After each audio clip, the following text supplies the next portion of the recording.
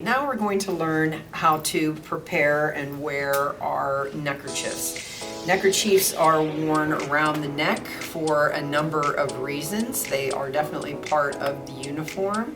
They also help protect the voice box from walking in and out of the cooler or freezer. And a lot of times they can be used to distinguish rank in the kitchen. You are going to receive a colored neckerchief. You'll notice that the chefs will be wearing white neckerchiefs, and you will get a white neckerchief at your graduation exercise. So the first thing, of course, just like I talked about for the chef coats, I really think that you should wash your neckerchiefs before you try to wear them. One of the things, they're very stiff, and plus it's going to release some dye out of them. I would not wash them with anything white. I would wash them with other dark clothing, like maybe jeans or so on. And I would probably use a warm or cold water wash. The other thing that I'm noticing on these particular neckerchiefs that we're using to demonstrate today, there are tags in them. I would probably take a pair of scissors and just very carefully cut the tag out. It's really not important, and it's going to kind of be at the back of your neck and possibly cause some discomfort. So I would trim those out very carefully, try not to obviously cut the stitching, and get those out of there. So once they are washed, then I would suggest that you do iron them, dry them, and then iron them in order to be able to get a nice neckerchief fold.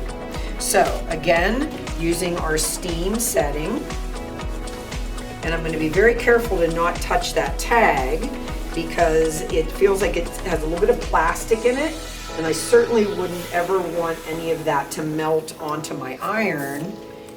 And then, of course, it would probably ruin your iron. So nice and flat.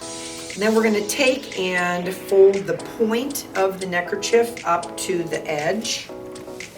And different chefs have different opinions. Some say, come back a little bit from the hem. Some go to the hem. But what we want to watch is that you don't go over the hem, because what will happen when you fold your neckerchief, you'll get this little point sticking out.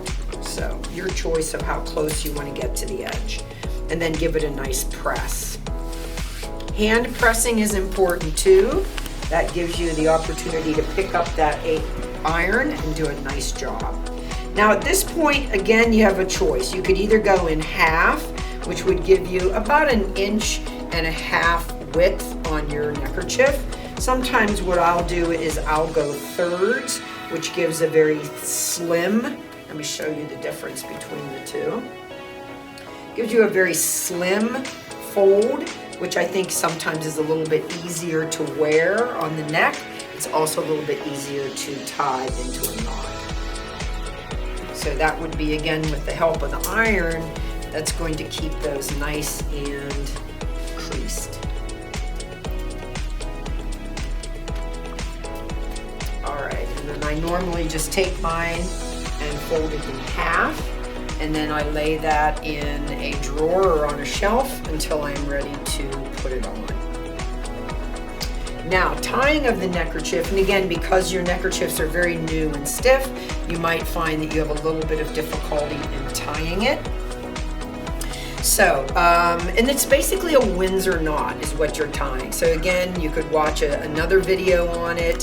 Sometimes you can find a diagram if you can learn from that a little bit easier than watching. I normally tie mine in front of a mirror, so we're going to see how this goes today without the mirror. So we're going to take that and put that around your neck, right? And then I am right-handed, so I always put the left part of the neckerchief over top, and then I hold that together. I wrap the part that came over the top, I wrap that around the back, and then I put my finger right here, wrap it over my finger, and then I bring it around the back and then up through the neck hole, and then right where my finger is, then I take that tail end and I push it down in, okay? Now that's a Windsor knot. You can do a double Windsor, which means you would go around twice, so you can experiment and see what works best for you. Now at this point, we have the ability to tighten it.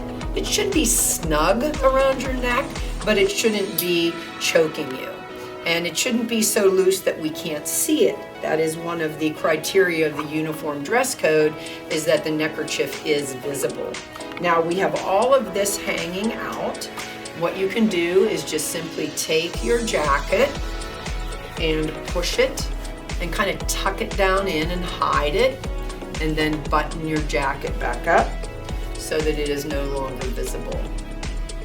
Now, one of the things you need to be very careful with the dye and the colorings that are going to be in your neckerchief is that as you are perspiring and as you are working through the day, you might find that the dye is starting to come out. You might find that it's starting to color the collar of your jacket. And so again, that means that you need to keep washing those until they are nice and soft and very pliable.